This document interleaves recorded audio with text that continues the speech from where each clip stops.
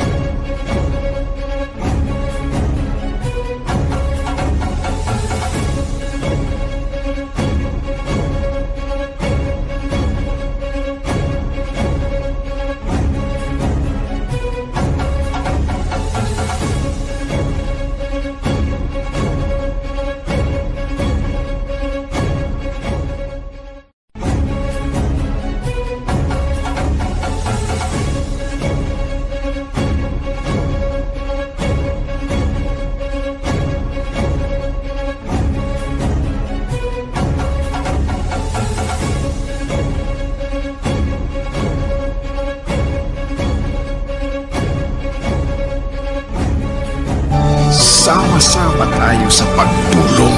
Tayo ang lingkod, tayo ang kapamilya.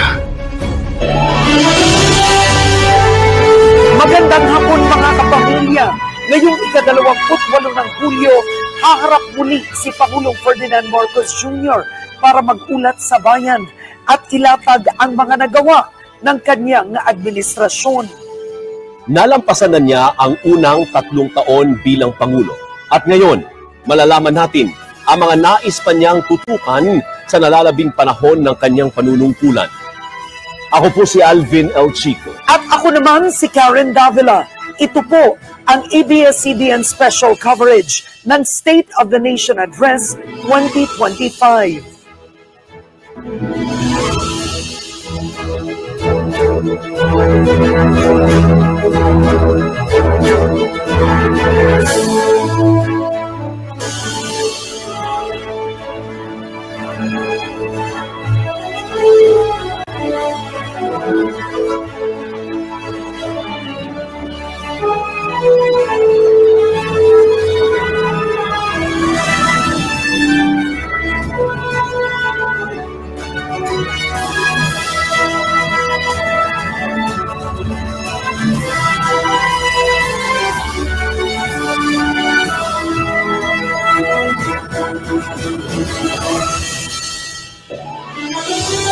Makakasama natin live sa ating special coverage si Adrian Ayalin para sa pinakauling pangyayari sa Batasang Pambansa. Adrian, anong oras inaasahang darating ang Pangulo? Karen, hindi pa natin matiyak talaga kung anong oras eksakto darating si Pangulong Ferdinand Marcos Jr. Pero lahat dito ay nakaantabay na sa Batasang Pambansa. Siyempre, mahigpit ang seguridad dito sa Batasang Pambansa at kanina nakita ko nga at isinara na itong pintuan dito sa North Wing ng Batasan na talagang ang pinapapasok na lang ay yung mga dumarating pa na mga mambabatas at yung mga VIP. Kung makikita ninyo dito sa North Wing, ito yung nakikita natin ng mga tradisyonal na pagrampa kumbaga ng mga mambabatas at ng mga panauhin. Pero dahil nga sa mga nangyaring pagbaha at sakuna kamakailan ay talagang ginawang simple na lamang ito, literal na walang red carpet. Pero dito pa rin dumaraan yung mga panauhin at yung mga mambabatas, yung mga kongresista, yung mga senador at kanina nakita na natin yung ilang mga senador na dumating kasama na riyan si Senate Majority Leader Joel Villanueva na tinanong kung ano yung inaasahan niya sa SONA ng Pangulo. Ang sabi niya ay inaasahan niya na may matinding polisiya laban sa online gambling. Kanina naman, isang kongresista yung nakapanayam din natin, si Congressman Marcy Chodoro, at inaasahan din niya ay ma-address ng Pangulo ang mga nangyaring pagbaha. Dahil ayon nga kay Chodoro, isa itong systemic na problema na kailangan talaga ang boses ng Pangulong Marcos. Sa ngayon ay nagsidaratingan pa yung mga kongresista at ang alam natin ay ila-lockdown itong Batasang Pambansa kapag talagang parating na si Pangulong Marcos. At ang makikita natin ngayon ay ilang pang mga panauhin na dumarating kanina. May mga ilang heads ng Constitutional Commission, si CHR Chairman Richard Palpalatok, dumating na rin ilang mga cabinet secretaries. Namataan natin kanina si Secretary Amina Pangandaman at ilang mga lokal na opisyal, si Manila Mayor Isko Moreno at iba pang mga opisyal ng iba't ibang mga lokal na pamahalaan. At syempre, lahat ay nakaantabay para sa ika-4 na State of the Nation Address ni Pangulong Ferdinand Marcos Jr. dito sa Batasang Pambansa. At kanina rin pala ay kaninang umaga ay nahalal na nga bilang speaker muli si House Speaker Ferdinand Martin Romualdez na overwhelmingly siya yung nahalal na speaker. Siya lang naman din kasi yung tumakbong speaker at ang yun nga kanina nabanggit niya rin sa kanyang speech na nire-recognize ng Kamara ang naging desisyon ng Korte Suprema tungkol sa impeachment, pero ang sabi niya ay ang kanyang House ay hindi bow down in silence. At yan pa nga yung mga kailangan nating i-follow up dito mula sa liderato ng Kamara tungkol pa rin sa impeachment trial o impeachment process na kinasasakutan ni Vice President Sara Duterte. Yan muna ang huling pangyayari mula dito sa loob ng Batasang Pambansa, mula dito sa North Wing. Balik sa inyo dyan, Karen at Alvin. Alright, Adrian, matanong ko lang no, nakita namin kanina, dumating na si Senate President Cheese Escudero at ang kanyang may bahay na si Heart Evangelista Escudero. Pagdating sa mga senador, lahat ba ng mga senador, may impormasyon ka ba kung sila ay dadalo o may iba ba na hindi dadalo ngayong araw? May impormasyon kanina na si Senador Amy Marcos ay hindi darating. Pero syempre, abangan pa rin natin, Karen. Malay natin ay biglang last minute ay dumating din naman ang kapatid ng Pangulo. Kanina rin, nakita natin doon sa morning session ng pagbubukas ng House of Representatives ay nag-walk out o umalis si Davao City Representative Paulo Duterte kasama yung kanyang anak at pinsan ng mga kongresista rin. At inaasahan din natin, titingnan natin kung babalik sila para dito sa zona ni Pangulong Marcos Jr. Karen? Maraming salamat, Adrian Ayalin. Babalikan ka namin para sa updates mula sa Batasan. Hindi natinag ng mga pag-ulan ang kilos protesta ng mga progresibong grupo sa araw ng SONA. At live mula Commonwealth Avenue sa Quezon City, si Jessie Cruzat. Jessie, kamusta ang sitwasyon?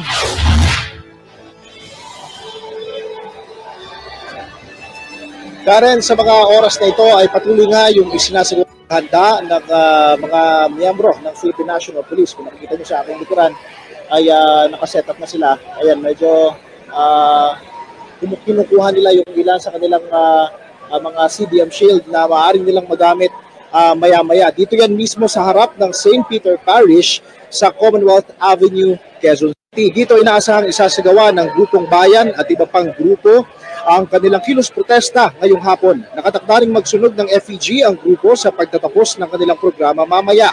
Ayon kay Bayan President Renato Reyes, bahagi ng matagal na tradisyon ng mga kilos protesta sa Pilipinas ang pagsunog ng FEG bilang paraan ng pagpayag ng saloobin at pagprotekta sa kalayaang magsalita. Iginit niyang sa mga naunang kaso ng ganitong mga kilos protesta ay napawalang sala ang mga aktivistang kinasuhan kaugnay nito. Bago ang main program, Karen, magmamarcha muna ang grupo mula sa PhilCoa, dadaan dyan sa may bahagi ng CHR, patungong Tandang Sora hanggang dito sa harap ng St. Peter Parish. Kabilang sa grupong kasama sa marcha, ang Alliance of Concerned Teachers, Bayan Southern Tagalog, Health Alliance for Democracy, Kilusang Mambubukid ng Pilipinas at iba pang sektor. Sa mga naunang programa kanina umaga, pinunan ng grupo ang umano'y katiwalian sa pondo ng pamahalaan na dapat sana'y inilaan para sa flood control.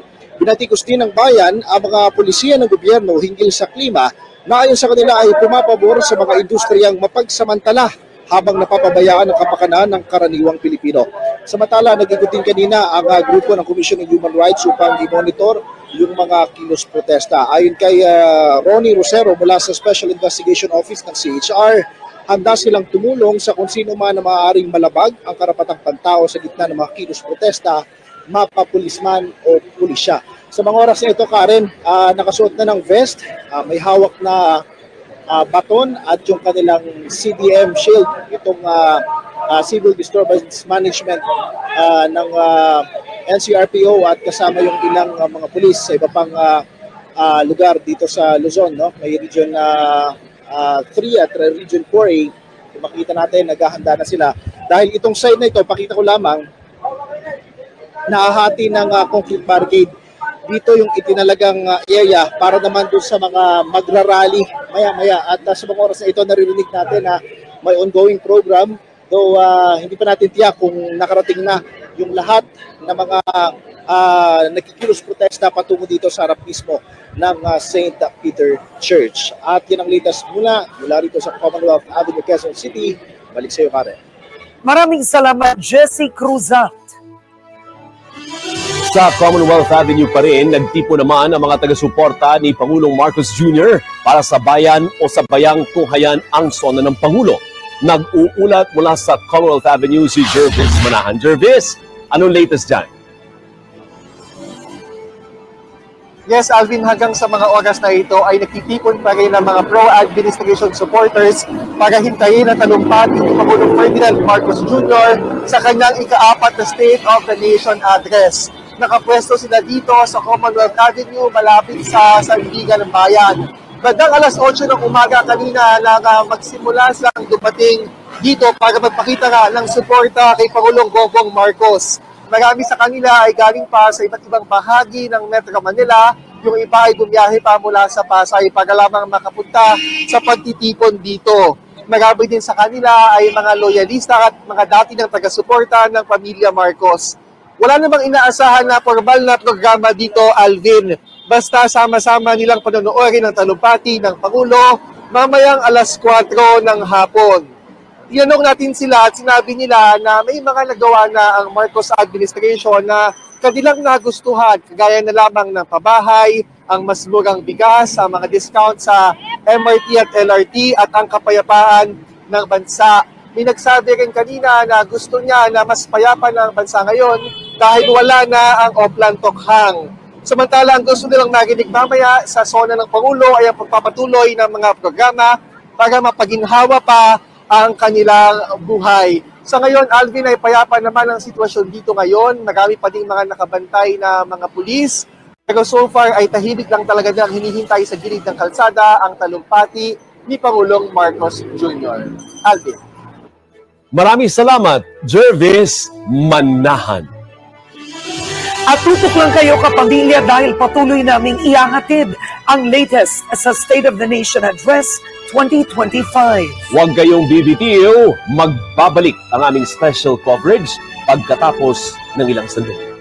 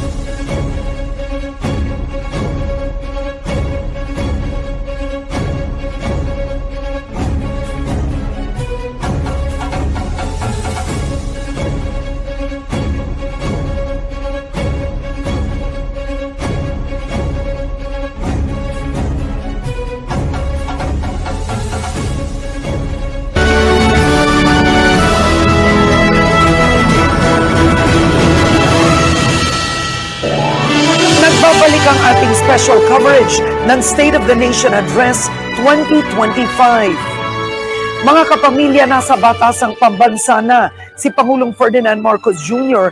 para sa kanyang ika-4 na SONA. Sakay ng presidential chopper, dumating ang Pangulo ilang minuto bago mag-alas 3:30 sa batasang pambansa at sinalubong siya ni AFP Chief General Romeo Browner, mga miyembro ng gabinete at mga leader ng Kamara at Senado. Pero hindi ito mere tradition dahil this is a constitutional obligation.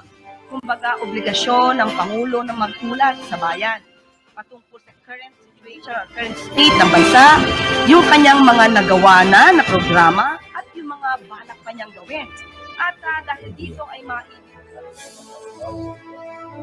At kasama natin ngayon sa batasan si Adrian Ayalin. Adrian. Yes, Karen, mga 3:30 nga nang dumating si Pangulong Ferdinand Marcos Jr.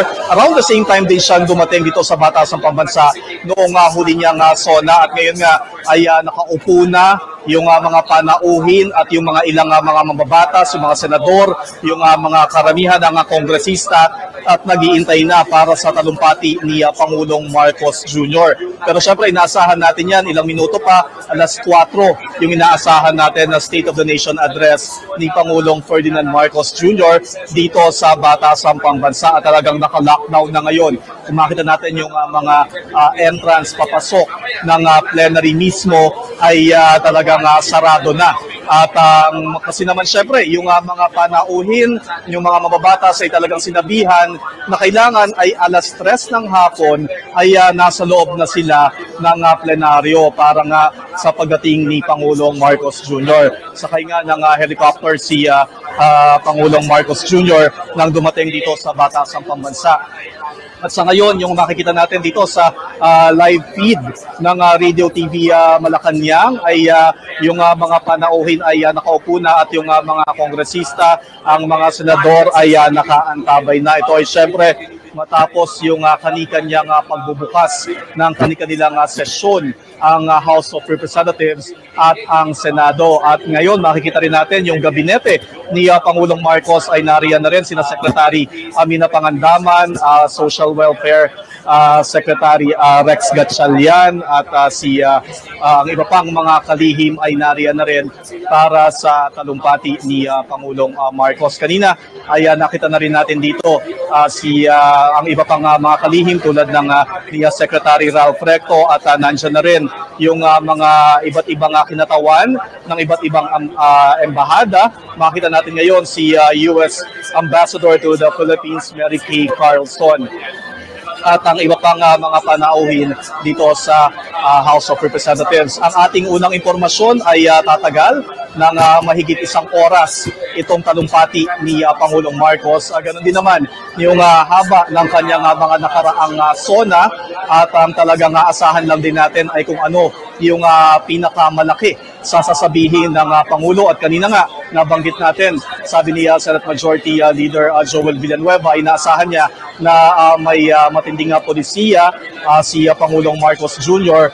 laban sa online gambling. At dahil nga nagkaroon ng matinding mga pagbaha at mga sakuna, bagyo, marami sa ating mga kababayan ang hinagupit ng nakaraang mga bagyo at pati ng mga ulan na dala ng habagat ay yun ang inaasahan din kung paano ang magiging programa ng pamahalaan sa pag-mitigate o pag-iwas sa mga malalaking pagbaha sa ating bansa. Yan yung kaninang sinabi sa atin ni Marikina Representative Marcy Chodoro dahil nga yung isa sa talagang pangunahin sa mga pangangailangan ngayon ng ating mga kababayan ay yung talagang kailangan ay ligtas mula sa pagbaha.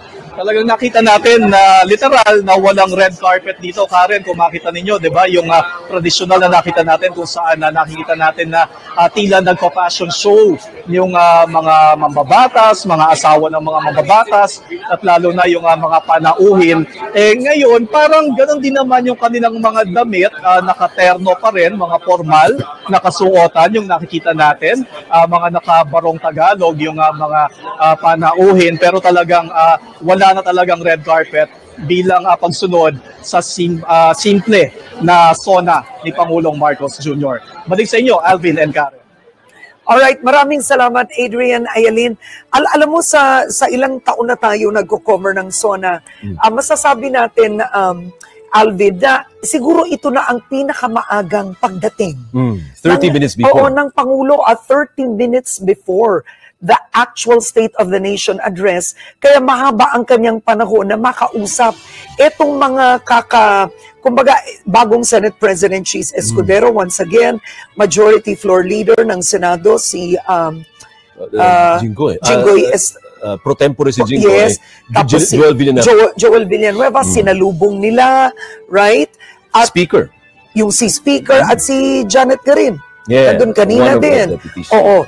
So, ang kasama rin kanina, of course, nakita natin si First Lady Liza Araneta Marco at mga kasabwat na kontratista. Kumbaga, itong sabi ng Pangulo, dapat may managot.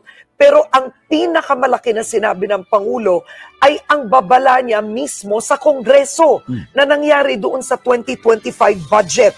Sinabihan niya, in effect, no, ang mababang kapulungan at ang Senado, hindi na niya tatanggapin ang budget na hindi align doon sa isinumite ng ekotibo. At katunayan, di na siya natatakot na kung re-enacted ang kailangan gagawin, dapat ang budget nila. Ibig sabihin niya reenacted, kung pareho pa rin ang budget natin for 2025, bahala na. Basta hindi pwede yung mga proyekto na i-insert na hindi align sa talagang plano na. Yeah. Well and good. At dapat ipaliwanag dahil din kasi itong 2025 budget, binatikos ito ng ilang kritiko, tinawag na isa sa most corrupt at sinabing na ilipat sa Department of Public Works and Highways. Oo, ang mahigit sa 142 billion pesos.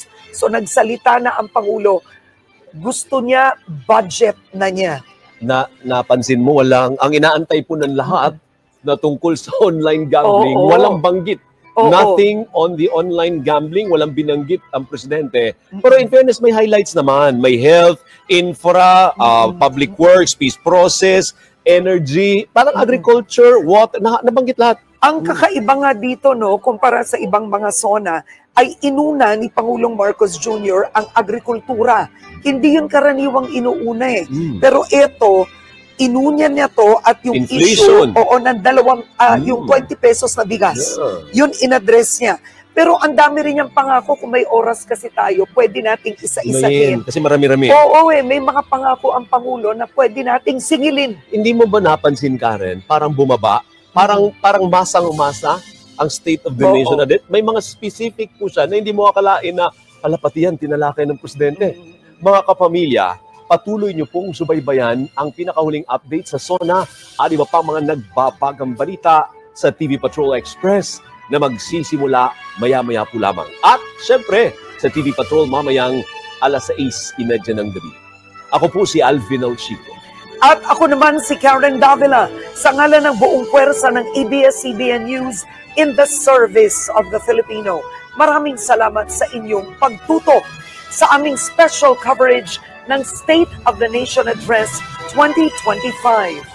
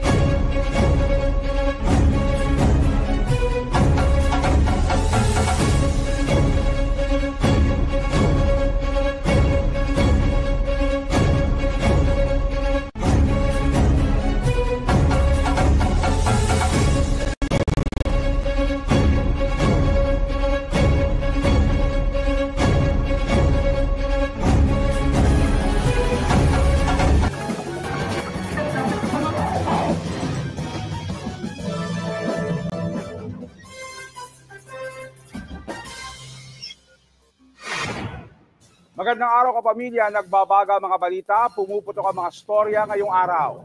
Live sa ABS-CBN News Channel, Kapamilya Channel, A2Z, Jeepney TV at All TV2. Mga impormasyong mahalaga live din sa YouTube at TikTok. No more, no less. Atin ng TV Patrol Express.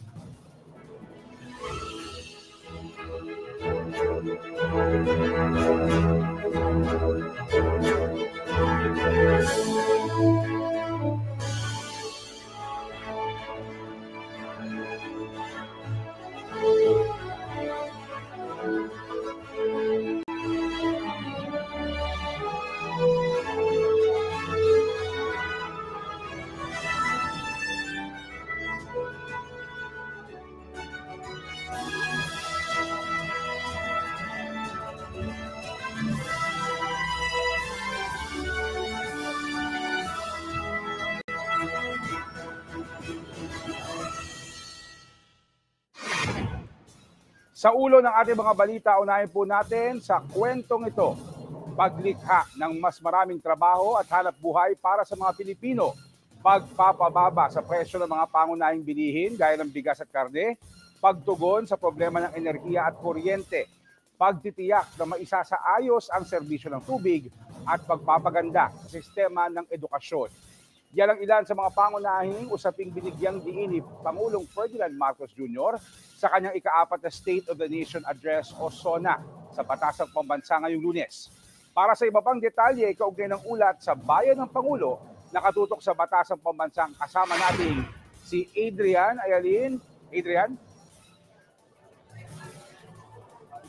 Jeff, alam mo, bukod dun sa mga binanggit mo, ang talagang napansin natin na pinakamalakas na palakpakan o hiyawan mula sa mga nanonood sa plenaryo ng Batasang Pambansa ay ang binanggit ng Pangulo tungkol sa mga flood control projects, lalo na yung korupsyon. Ang kanyang binanggit ay mahiya naman sana daw yung mga humihingi ng for the boys mula sa pamahalaan. Kaya ayon sa Pangulo ay personal niyang bubusisiin ang mga flood control projects at hihingin niya ang listahan mula sa DPWH at bubuksan din ito sa publiko. Isa pang napansin natin, Jeff, na talagang pinalakpakan sa talumpati ng Pangulo na umabot ng mahigit kumulang 1 oras at 10 minuto ay yung problema ng tubig. Yung mga tubig na maiinom na marumi umano, ang sabi niya ay mananagot ang dapat managot. Bagamat walang nabanggit ang Pangulo na partikular na mga water district at mga joint venture nito, pero ang tiniyak niya ay doon sa mga nagkakaproblema sa tubig ay talagang may mananagot dahil nga ito ay isa lamang sa mga problema na malapit sa sikmura ng sambayan ng Pilipino. At syempre, ang pagkain din nabanggit ng Pangulo, bagamat sabi niya ay napatunayan na kaya na yung 20 pesos na bigas ay patuloy pa itong palalakasin. Hindi naman lingid sa ating kaalaman na yung 20 pesos na bigas, bagamat na-implement naman talaga, pero sa limitadong bilang lamang ng mga mamimili at hindi talagang lahat ng mamamayan ay nakikinabang dyan sa 20 pesos na bigas. Marami pang mga gut issues na tinalakay ang Pangulo tulad ng edukasyon, dagdag na mga silid-aralan, nabanggit niya mga mahigit kumulang 20,000 na classrooms na inaipagawa. Ayon sa kanya ay 60,000 more pa yung target ng pamahalaan at katulong dito ang pribadong sektor. Nabanggit din ang internet na hindi lamang para sa mga estudyante ay mahalaga, ay mas palalakasin pa ito. Ang tungkol naman sa mga kung may halo bang politika itong talumpati ni Pangulong Ferdinand Marcos Jr., depende na sa inyo yan, Jeff, kung sa mga malikot ang pag-iisip, maaaring may bahid politika rin. Kanina ay binanggit niya si PNP Chief General Nicolas Torre na isa sa mga kampyon pagdating sa palakasan. Ay maalala nga natin na si Torre ay hinamon ni Davao City acting Davao City Mayor Sebastian Duterte para sa boxing match. Nabanggit ito ng Pangulo doon sa kanyang paglalahad ng mga programang pangkalusugan. Ang maganda rin dito para sa mga mahilig sa palakasan na inaatasan niya, among others, ang mga lokal na pamahalaan na buksan yung mga plaza para sa mga Zumba at iba pang mga programang kalusugan. Maari ring pahaging yung sinabi ng Pangulo na dagdag na pag-procure ng mga laptop, pero ayon sa kanya ay walang korupsyon o walang overpricing sa mga pag-procure ng laptop na ito. At syempre, yung pag-address nga doon sa problema ng tubig. Isa pa nga napansin natin, Jeff, ay sa foreign policy ang binanggit ng Pangulo. Ayon sa kanya ay wala naman din talagang pagbabago. Ang Pilipinas ay friend to all, enemy to none. Pero ang ibig sabihin ba nito ay lumalambot ang ating polisiya, lalo na pagdating sa China, bagamat napansin din naman natin na talagang masigasig din ang pamahalaan sa pagprotekta sa ating karapatan sa West Philippine Sea. Yan yung ilan sa mga abangan pa natin, lalo na sa mga reaksyon ng mga manggagaling doon sa loob ng plenaryo. Sa ngayon ay nakaantabay na yung mga reporter, mga media dito sa labas ng North Wing para nga sa paglabas noong mga mambabatas ng mga guests at para tanungin sila sa kanilang reaksyon. Yan muna ang pinakahuling pangyayari mula rito sa North Wing ng Batasan. Balik sa inyo, Jeff, Denise. Adrian, kung dati nabanggit yung Kadiwa, mukhang nabanggit din yung pagbabalik ng Love Bus sa pagkakataong ito, no? Maraming nga binanggit ang Pangulong Marcos na syempre yan yung mga aantabayanan natin kung talagang matutupad. Maganda yung Love Bus. Alam mo, Tito Jeff, mga kapanahunan nyo yan, di ba? Na maganda rin naman na ma-experience nating mga nakababata sa'yo. Okay, Adrian. Wala ko masabi sa tahasang pagsabi mo na naabutan ko. Pero alam mo, Jeff, yun nga. Love Bus. Pero para sa mga hindi nakakalam itong Love Bus, dating aircon to na libre. Nabulong lang sa akin dito ni Nino, ating floor director, kasi inabutan daw niya nung siya'y bata pa. Damay-damay na yan. Siyempre, bukod dyan sa mga bus ay yun din ang magiging prioridad ng Pangulong Marcos. Ayon sa kanyang ika-4 na SONA ay hindi lamang yung pagpapalawig ng Philippine National Railways, pero yung pagpapaganda pa ng serbisyo ng MRT3 at ng LRT. Nabanggit nga niya yung mga kamakailan lamang ay na-implement na mga diskwento para sa mga PWD, pati rin yung programa para sa discounted na fare sa MRT tuwing weekend para sa mga pamilya. Lahat yan ay ang napansin nga natin ay yung talagang mga gut issues yung tinalakay ni Pangulong Marcos. Kanina parang nagkaroon ng patikim, di ba? Dahil may audiovisual presentation. Yan yung kanyang sinabi, yung talagang pag-address sa mga naging problema ng ating bayan. Alam mo, Jeff, isa rin pala sa magandang babanggit natin, sinimula ng Pangulo yung kanyang talumpati sa pagpapakumbaba, kasi talagang inamin niya, sinabi niya na talagang bigo, dismayado ang publiko, pero sinundan niya rin ito ng kanyang mga enumeration o paglalahad ng mga magiging proyekto ng pamahalaan. Pero at least ang maganda dito ay talagang nire-recognize yung mga problema na talagang problema ng nakararaming mga Pilipino. At kasabay nga nun, ang litanya na ng mga proyekto, pangkalusugan, mas malawak na coverage sa PhilHealth, at iba pang mga programa, mas malawak na coverage. Ang sabi niya ay yung mga sakit sa puso ay talagang covered na ngayon, at mga iba pa na mga binanggit ng Pangulo sa loob ng mahigit 1 oras niyang talumpati. At Jeff, Denise, pakinggan natin yung ilan sa mga pahayag ng Pangulo sa kanyang ika-4 na State of the Nation Address. 1 bilyon. Isang tabi na natin ang ating pagkakaiba at magkasundo na sa 3 bagay na nagbibigkis sa atin. Sa ating pagiging Pilipino, ang ating pagiging makabansa, at ang ating sinumpang tungkulin sa taong bayan. Maayos na hanap buhay talaga ang mabisang pantiyak laban sa kahirapan at laban sa gutom. Dumarami ang mga nalilikhang hanap buhay sa ating bansa ngayon. Magpupursige ang DOLE, DTI, DSWD, kasama pati ang DOT at mga kaugnay na ahensya sa paghahanap ng paraan at ng mga oportunidad para sa natitirang 4% ng ating puwersang manggagawa na hanggang ngayon ay walang trabaho. Sa mga nagtatanong kung nasa na ang 20 pesos na bigas, ito ang aking tugon.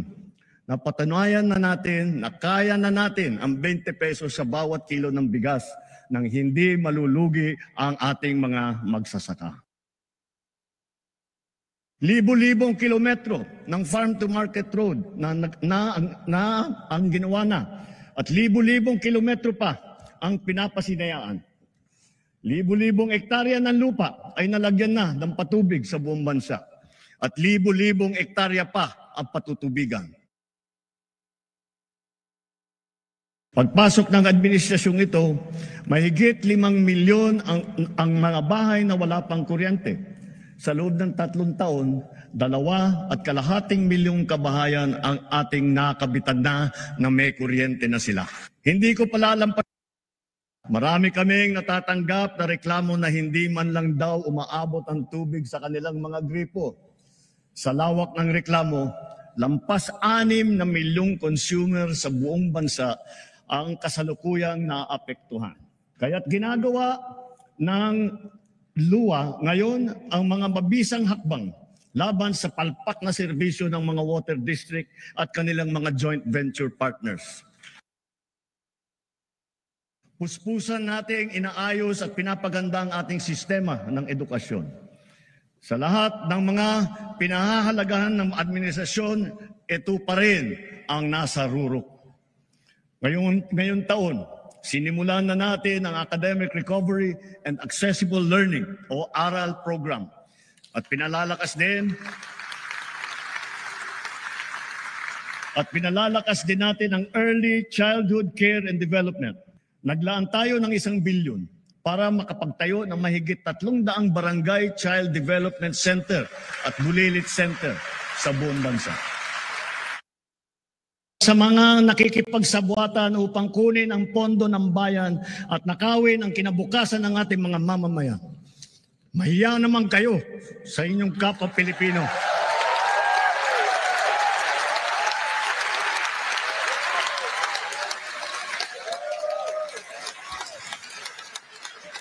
Mahiya naman kayo sa mga kabahayan nating naanod o nalubog sa mga pagbaha. Mahiya naman kayo lalo sa mga anak natin na magmamana sa mga utang na ginawa ninyo nang binulsan nyo lang ang pera.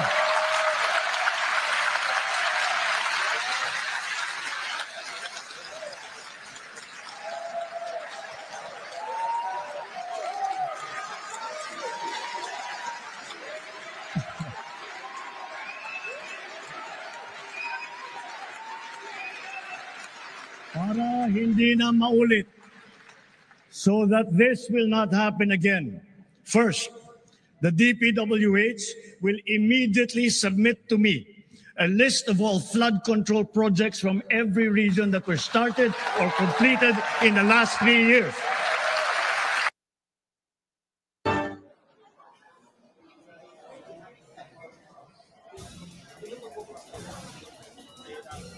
Jeff, Denise, alam mo, napag-usapan natin yung mga natalakay ni Pangulong Marcos sa kanyang mahigit 1 oras na SONA, ano yung kanyang mga proyekto. Pero ano ba yung kanyang mga hindi nabanggit na inaasahan? Kanina ay nandito rin si Senate Majority Floor Leader Joel Villanueva at nabanggit niya, inaasahan niya na tatalakayin ng Pangulo ang issue ng online gambling na may matinding polisiya na inaasahan mula sa Pangulo. Pero wala tayong narinig dyan dahil itong online gambling ay mariing tinututulan ng iba-ibang sektor, lalo na ng simbahan. Pero hindi natin narinig na in-address yan ni Pangulong Marcos sa kanyang 1 oras at 10 minuto na SONA. Bagamat yun nga, nabanggit natin, Jeff, yung mga pangunahing pangangailangan, yung talaga yung binigyang prioridad ng Pangulo, pagkain, edukasyon, kalusugan, malakihang coverage sa PhilHealth at pati na rin may bahagya rin sa foreign policy. At yan muna yung pinakauling balita mula dito sa Batasang Pambansa. Sa ngayon, nakaredy tayo sa pagbubukas nitong pintuan. Dito inaasahan isa sa mga exit ng mga panauhin na mga umattend doon sa plenaryo, doon sa SONA ni Pangulong Marcos, at tatanungin natin sila sa kanilang mga reaksyon. Jeff, Denise? Maraming salamat, Adrian Ayalin. Mahigpit ang seguridad na ipinatupad sa loob at labas ng Batasang Pambansa para sa SONA ni Pangulong Ferdinand Marcos Jr. Hindi napigilan ng pabugso-bugsong buhos ng ulan ang mga nagprotesta at nagrally. Mula sa Commonwealth Avenue sa Quezon City, may live update si Zian Ambrosio. Zian, kamusta ang sitwasyon dyan?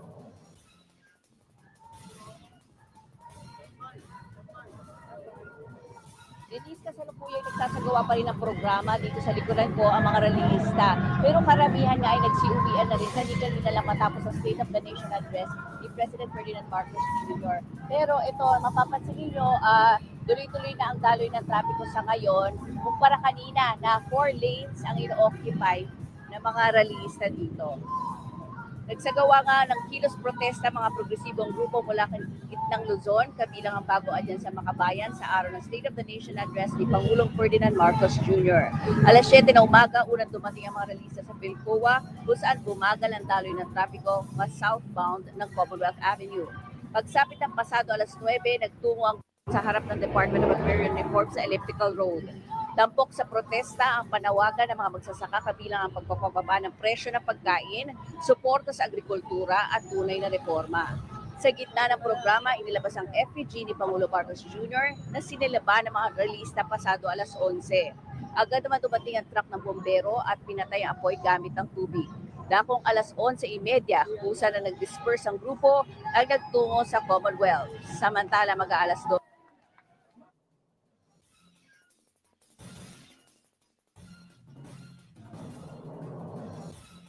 Maraming salamat, Zian Ambrosio. Susunod, kapamilya singer Maki at Nations Girl Group Bini binigyang parangal sa New View Video Music Awards. Abangan sa pagbabalik ng TV Patrol Express.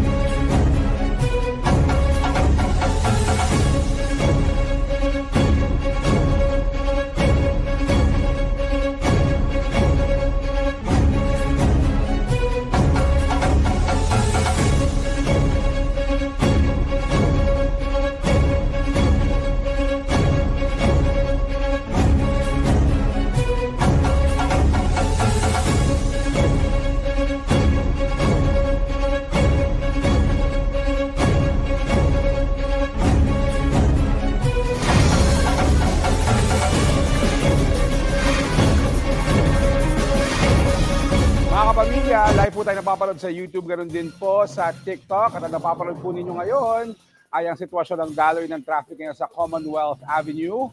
Sa pagbabalik po ito ng TV Patrol sa ngayon po dahil nga sa kakabukas pa lang nito at nandiyan pa po yung ibang mga nagkilos protesta ay masikip po, mabagal po ang daloy ng traffic dyan po sa may Commonwealth Avenue sa Quezon City malapit sa Batasang Pambansa. Makita po ninyo, kakatapos lang po ng sona ni Pangulong Marcos Jr. Ito po ang sitwasyon sa labas lang po mismo ng Batasan. Balik po tayo sa balitaan. 5 ang sugatan matapos araruhin ng sports utility vehicle ang isang bilyaran sa Labo, Camarines Norte nitong linggo ng hapon. Sa CCTV footage, bumabagtas sa Maharlika Highway sa barangay Kanapawan ang SUV nang bumangga ito sa bilyaran at mahagip ang 2 minor de edad na naroon. Bago sumalpok sa bilyaran, 2 pedestrian ang naunang nasagi ng SUV. Nadamay din ang isang nakaparadang motorsiklo. Bukod sa 2 pedestrian at 2 bata, sugatan din sa insidente ang isa sa mga sakay ng SUV. Hawak na ng Labo PNP ang driver ng sasakyan habang patuloy ang investigasyon sa insidente.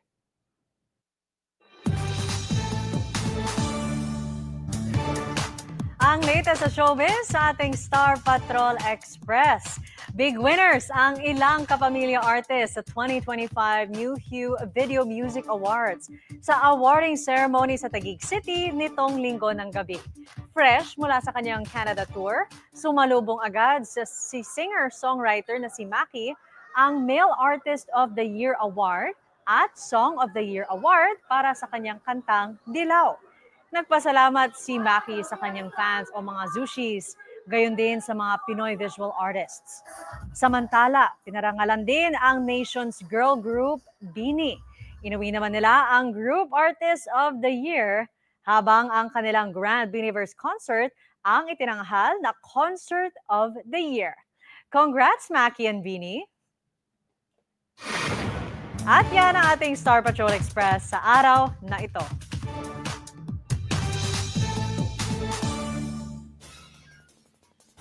At yung iba pang mga detalye, syempre maraming mga nag-aabang ng ibang issue na talakayin ng Pangulo.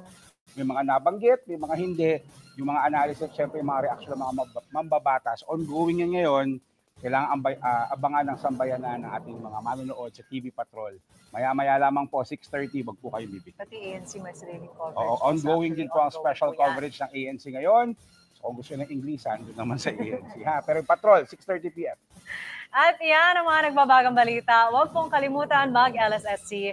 Like, share, subscribe, and comment sa YouTube at TikTok. Ako po si Denise Dinsay. Mga kapamilya, bukod pa sa YouTube at TikTok, napapanood na rin ng live ang TV Patrol Express sa ABS-CBN News Channel, Kapamilya Channel, A to Z, Jeepney TV at All TV 2. Ako po, si Jeff Cadoy. Maraming salamat at magandang hapon, kapamilya.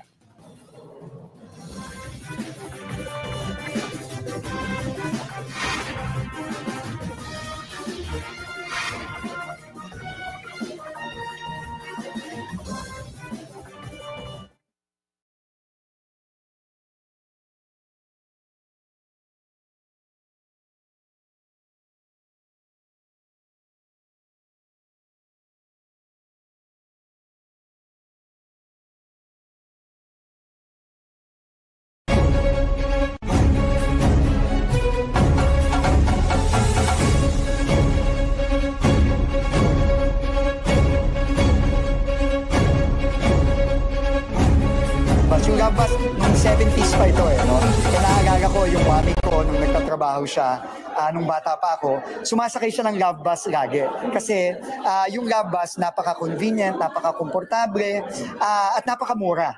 No? At paminsan-minsan, libre pa. No? So I think, yung konsepto ng Love Bus, talagang gustong ibalik ng ating Pangulo para habang hinihintay natin yung mga malalakihang mga proyekto tulad ng subway, tulad ng mga tren natin, na talagang magbibigay ng long-term na ginhawa sa mga kababayan nating nagko-commute, kahit pa paano, ibsan man lang natin ng konti yung hirap nila. And this Love Bus program that we're going to be implementing very soon will be a way to help the commuters just deal with the daily commute na mapadali ng kaunti yung daily commute nila. Although we are in the initial stages of the planning for the Love Bus. But nag-launch na tayo. Nag-launch tayo sa Cebu, sa Davao nung nakaraang linggo. Pero ngayon, gagawin na natin siyang nationwide. Pilot pa nga kasi yun. Pero pag-aaralan natin dahan-dahan, gagawin natin nationwide. But where will we see the Love Bus? Where will it be stationed? Most likely, we will have this in key urban areas in Luzon, Visayas, and Mindanao. No, we'll start with Metro Manila, we'll start with Cebu, with Davao, and then we'll move to the other big cities in the Visayas and Mindanao, and even in Luzon. So you said this will be free? Yes, that's the president's instruction. It will be absolutely free. DOTR already, or the government already subsidy? Accountability. Transparency. Yes. Na kung makikita natin ang resulta, partner Doc, sa mga sa susunod na 3 taon, halimbawa ng Pangulo, ito ngayon yung sinasabi ni the funds and what we prioritize. And clearly, the president is prioritizing the commuter. No, sabi nga niya paulit-ulit, napakahirap ng buhay ng isang commuter. So, kung maibsan man natin yun ng konti, kahit papaano, ang laking bagay. Among all the transportation projects that the president laid out, sir, what is the most pressing? What is, in terms of deadline, what should be delivered first? The 2 major railways are really the most important ones for Luzon, no? The subway and the North-South commuter rail, which stretches from Calamba all the way to Clark. That will be a game changer for the people of Luzon. But we also need to prioritize the important mass transportation projects in the Visayas and Mindanao. So for the Visayas, I was just in Cebu, and we are already going to start the pilot of the Cebu BRT in September. We're very excited about that, and I'm sure the commuters of Cebu are also very, very excited. Matagal na rin nilang hinihintay ito. Mahigit 1 dekada na itong pinaplano. Sa Davao naman, minamadali na rin natin yung Davao Modern Bus System, no, na pinuntahan ko din last week. No? So yung mga proyektong yan, kailangan talaga nating bilisan na. But which ones of these projects can be finished within the term of the president until 2028? For the subway, I think we can finish maybe at least 2 stations or 3 stations by 2028. Yung sa North-South commuter rail, kaya nating tapusin mula Valenzuela hanggang Clark by 2028. Yun namang Cebu BRT, mapapagana na natin yan very soon. Yung Davao Modern Bus, pipilitin din natin na by 2027, gumagana na kahit partially yung mga rota ng modern Davao bus system natin. And with that, we thank you very much, Secretary Dizon. Thank you for your time and good luck on all the efforts of DOTR. Thank you so much. Thank you, sir. And Ron, that is Secretary Vince Dizon of the Department of Transportation. And now, Ron, we are joined by Akbayan Party List Representative Jose Manuel Shell Jokno. Good afternoon, sir. Good afternoon. Sir, your first thoughts about the SONA. Were you satisfied? Well, we welcome the announcements about the investigation into the water service, the problems with the flood control projects, and even the other matters that were brought up. But ang iniintay sana natin yung nasaan ang youth agenda, nasaan yung gagawin ng ating pamahalaan para sa ating kabataan. We are a very young country and we are experiencing so many crises, lalong-lalo na sa edukasyon, lalong-lalo na sa access sa health, na nandun palagi yung problema ng kabataan natin. Ang isang inaasahan sana namin ay may akyat ang budget for education to 6% ng gross domestic product. Kaya lang hindi natin narinig kanina yon.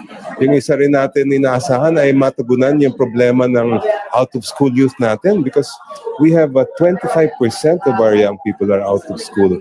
Napakalaking problema to na hindi pa rin kinakaharap ng anumang administrasyon. I think it's about time our government takes care of our youth. But he did mention, sir, that education takes top spot in the agenda or the priorities of the government. He also mentioned a couple of things like allotting 1 billion for more than 300 barangay child development centers. Were these not enough? Well, totoo yun. Nabanggit din niya yung issues of classroom shortage. And we do hope that all of those statements become reality. But at the same time, I think the crisis is so big that it really requires a whole of government approach. It has so many different dimensions. Nandiyan yung problema, halimbawa pagdating sa the content and the quality of education. The fact that we are at the bottom when it comes to reading, math, science, and critical thinking. I didn't really hear much that will address that and solve that problem, which is a very, very big problem for our future. Sir, one big thing that was missing in the SONA was the policy on online gambling. Akbayan filed a bill for stricter regulation on online gambling. Were you hoping for a declaration on that? Were you disappointed on not hearing anything? Oo, inaasahan namin na magkakaroon ng announcement si Pangulo tungkol sa online gambling. Napakalaking problema yan, lalong-lalo na sa kabataan natin. Gambling addiction is a big, big problem and it affects their future and the future of their families. So sana nagkaroon ng pronouncement ng Pangulo. Nonetheless, ipupush pa rin namin yung e-contra bill na na-file na namin. Do you have any theories as to why the President did not touch on online gambling? I really have no idea. We were hoping against hope that it would come out, but fortunately it didn't. Sir, the President also said that they will go after criminals, that there is a strict policy on criminality. As a human rights lawyer, do you think this is enough? Because I don't think he mentioned anything about human rights. Well, first of all, it's about time that we have accountability in our system. And we have a big problem with conviction rates. We're very, very low conviction rates for major crimes. We have a big problem as well with the protection of the rights of ordinary people. Pagdating sa conviction rates, matagal ko na rin sinasabi to eh.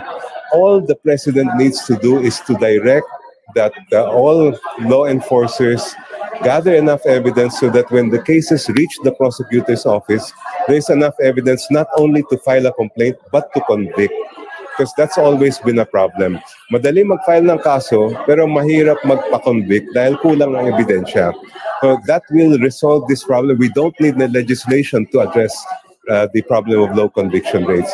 When it comes to human rights, while there has been a lot of rhetoric that the human rights situation has gotten better, in terms of extrajudicial killings like we saw in the war on drugs, totoo naman yun. We don't see the same numbers as before. But when it comes to the protection of the rights and welfare of our youth, of our different communities, the LGBTQIA+ communities, the women and other vulnerable sectors, ganun na ganun pa rin, pati ang mga PWD, ganun na ganun pa rin ang sitwasyon nila. At wala pa rin tayong nakikita ang pagbabago. In the final part of the SONA, sir, the President mentioned about going after those who get kickbacks from flood control projects, etc. And he also said that he will not approve the budget if he does not see it right, even if we have a reenacted budget. Do you agree with having a reenacted budget? First of all, I hope that that rhetoric will become a reality. Sana maging open and transparent yung buong budget process, lalong-lalo na pagdating sa BICAM. I hope that the bicameral proceedings can be broadcast and streamed live so that no one will be able to question what happened. Now, the problem with reenacting the budget is there are issues that we have raised about the 2020, this present budget, especially how natanggalan halimbawa ng 4Ps yung malaking portion ng budget nila at napunta sa mga ibang klaseng ayuda that are unconditional. I believe that the kind of assistance our poor need is the conditional type, like the 4Ps, which will require the poor also to bring their children to school so that they can benefit from the programs. Mahirap yung maging dependent at reliant lang sila sa ayuda lang ng ayuda. How about on the healthcare system, sir? He mentioned PhilHealth, the better packages of PhilHealth. Do you think there's anything lacking in terms of the healthcare system? Kailangan may pananagutan din yung mga opisyal ng PhilHealth pagdating sa mga lumalabas na mga reports of anomalies and misuse of funds. We have to return the confidence of the people na talagang maaasahan nila ang PhilHealth. I don't think those statements alone will be enough to bring that confidence back. During the Akbayan's pre-SONA forum, sir, you said the Marcos midterm grade is incomplete. After hearing the fourth SONA, what grade will you give the Marcos administration? Ganun pa rin. There's been some movements, but at the same time, when it comes to addressing the fundamental needs of our people, yung issues halimbawa na sobrang pagtaas ng presyo ng bilihin, which is connected sa mga issues ng smuggling, ng mga sindikato, accountability din yun. And that issue, while there are some statements that were made, we're not seeing any concrete measures being taken to make that a reality. And lastly, sir, some observers, some analysts are saying that the president is entering his lame duck phase because it is the latter half of his presidency. Do you agree with this? And what can Marcos do to not be a lame duck president? Well, that's the reality of having only a 1 year, six-year term that you cannot repeat. And that is something that every president has to address. For me, kung nandun yung political will at kung nandun yung leadership ng isang Pangulo, kahit sabihin nilang lame duck siya, kakayanin pa rin niyang gawin yung kailangan gawin. Thank you very much, Representative Jokno. Thank you po. And that, Ron, is Akbayan Party List Representative Shell Jokno, and that's the latest from the House of Representatives. Back to you. Thanks for that, Victoria. That was Victoria again with Congressman Shell Jokno, noting the absence of issues with the youth, human rights, but also no mention of online gambling. What is the stance of the Makati Business Club on online gambling? Makati Business Club, frankly, does not have a stance on online gambling. All right. The government stance, and I can tell you this because I used to work in online gambling in PhilWeb. The government stance is, look, there's going to be gambling. You can't stop it, right? And what happens is that if you just let it go unchecked and unregulated, the only gambling will be illegal gambling. Yeah. Run by these different People characters will be going underground and who acquire political power because of the tremendous earnings in gambling, right? So they say no, let's have gambling, okay? Let's regulate it, right? And we'll use the proceeds to benefit charities and so on and so forth. Thus, you have PAGCOR and PCSO. So that's the government's stance on gambling. You try to ban any kind of gambling, let alone online, that's completely unenforceable. So the social aspect of that, and the critics of online gambling have been pointing it out. Kids are getting into it. It's so accessible. And you have e-wallets that, well, they are stopping right now, but it was so easy for anyone, even children, to go into online gambling. Stricter regulation is what you want. Yeah, definitely. That's number one. You can't let kids gamble online. And when we did our stuff in PhilWeb, we had physical cafes, because there was a KYC, identity check. Right. Are you of age? Diba? Are you a government official? Because government officials aren't allowed to gamble. Yes. Government employees, as a matter of fact, and all of these things. So, it was regulated, and they need to regulate it as much as possible. Gambling is so old. It's such a part of Filipino culture. You cannot remove it. It's unenforceable to ban gambling. Jose Rizal won the lotto, famously, and bought his land in Dapitan with the proceeds of that lottery win. Diba? Yeah. Professor, but politically it has become a very hot topic, and a lot of concerned citizens are latching on into this topic. And the administration, if it wants to score some political points, should take a position on this. As if not, other politicians would do. And even the public was waiting for him to make an announcement. Well, jumping off from last year when he made the POGO issue, the biggest announcement for the State of the Nation address, they were anticipating that was going to be the big announcement for this year. Of course. So what differentiates POGO from online gambling, right? So if China itself bans online gambling, then we should consider doing this. China does not ban online gambling. Okay. All right. They have no national policy about it. They leave it up to the provinces.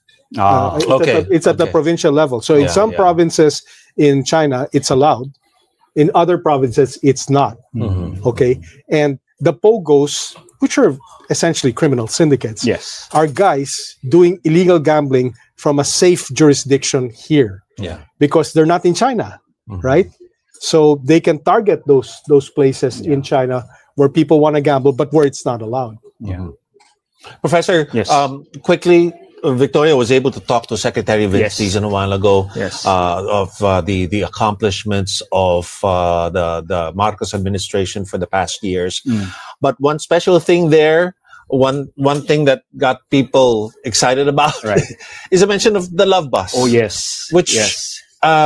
one thing we talked about maybe a couple of years ago, the nostalgia that Marcos Right. brings back. Right. And now he brings back Love Bus. Well, that was one of the factors that helped elect the second Marcos presidency, nostalgia. And some would call it even authoritarian nostalgia. Yeah. But, people who grew up in those years, like Apa and myself, we have fond memories of the Love Bus. I used to ride the Love Bus back then. It was really a comfortable ride. Of course, traffic-free EDSA then. And, bringing it back is a good idea. But of course, there's the economics behind it nowadays. Yeah, that means that if I understand it correctly, that the government is going to be subsidizing this. It's going to be free. That's what the president said. Yeah. And it's going to be, I guess, running around the EDSA carousel with all the other private buses. Yeah, I don't think they've done the numbers on this, frankly. I don't see how it's going to work that way. The original Love Bus was a cooperative. Yes.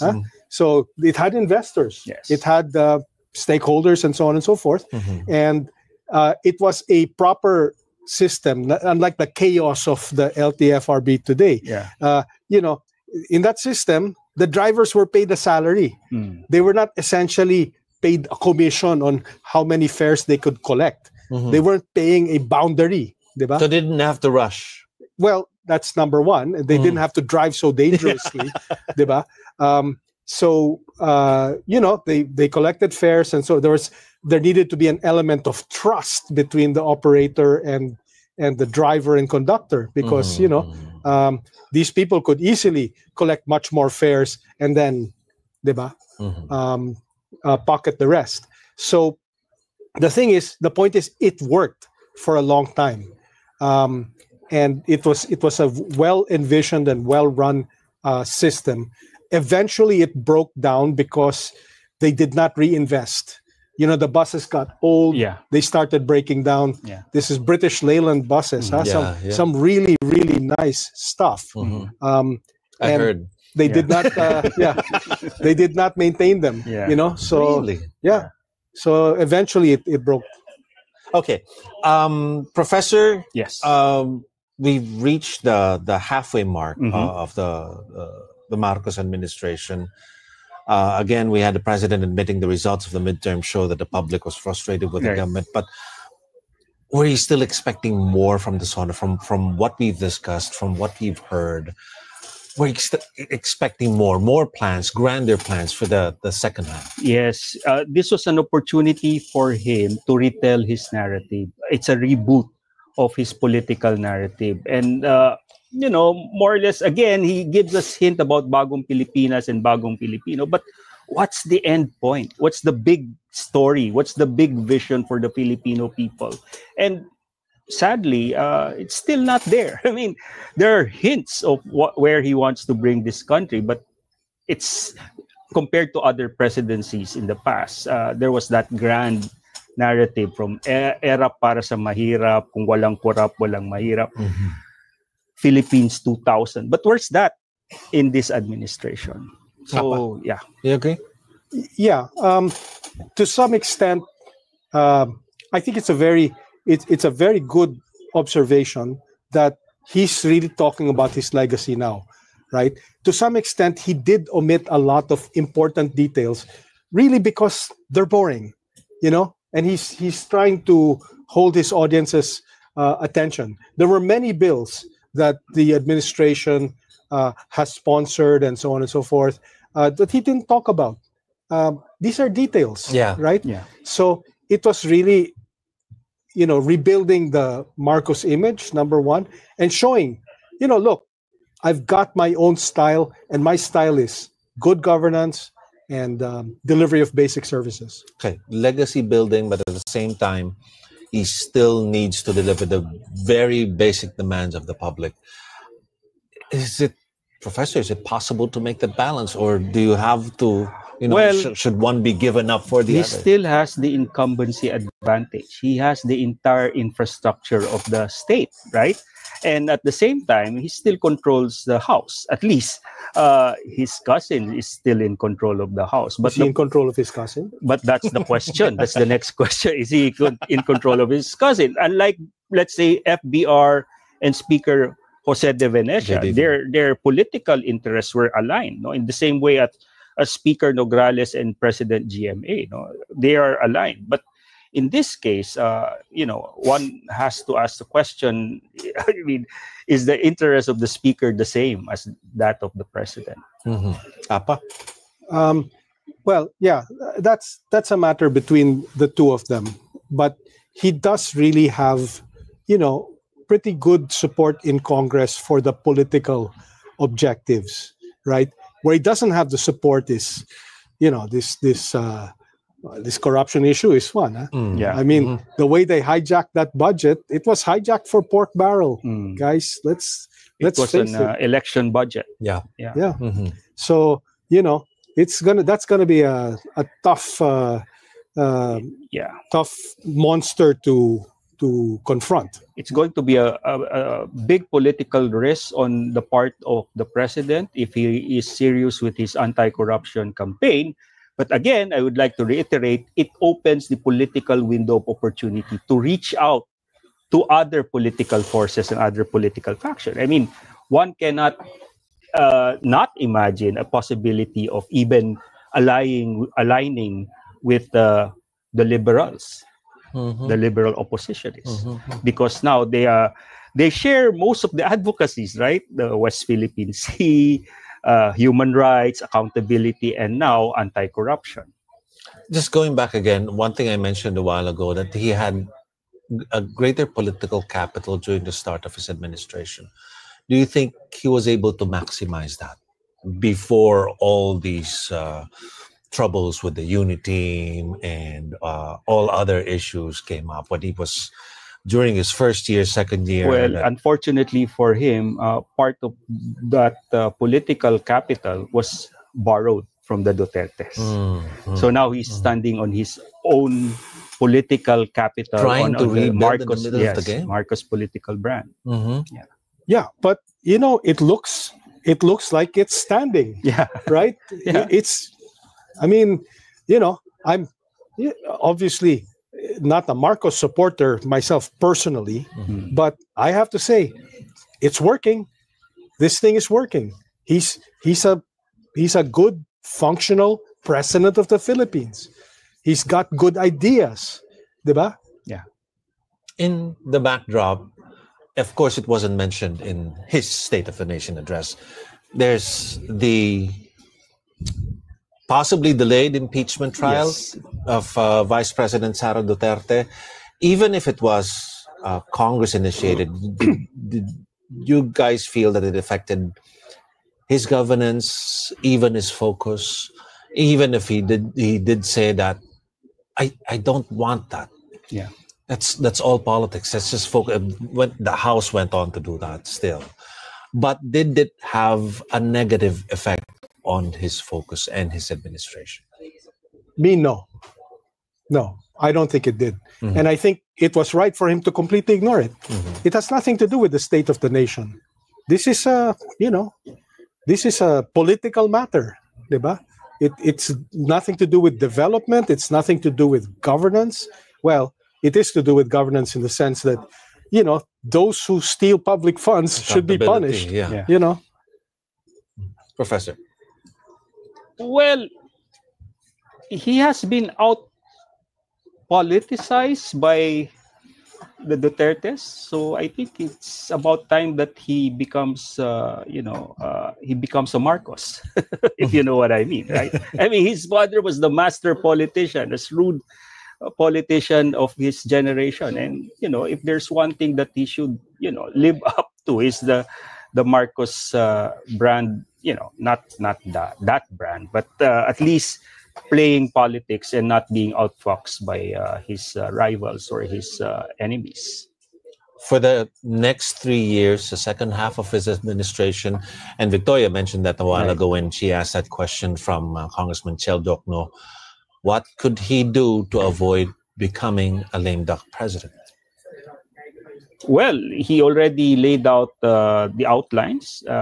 First and foremost, of course, is his concern with basic social services. And ayun, kailangan maramdaman ng ordinaryong mamamayan ang pamahalaan at may ginagawa ang pamahalaan. Lalong-lalo na sa panahon ng delubyo, no? Panahon ng mga sakuna, katulad nitong pagbaha. No? And kung ididikit niya yung problema sa baha at ididikit niya yan sa problema ng korupsyon at i-emphasize niya yung accountability, baka may malaking success siya dito sa gagawin niya.